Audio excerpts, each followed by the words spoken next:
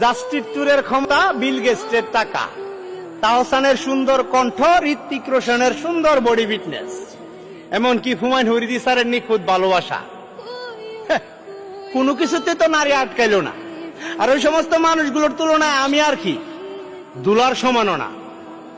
তাহলে আমার নারী আমার ভালোবাসা পায় আটকায় থাকবো আর আমার জন্য অপেক্ষা করব?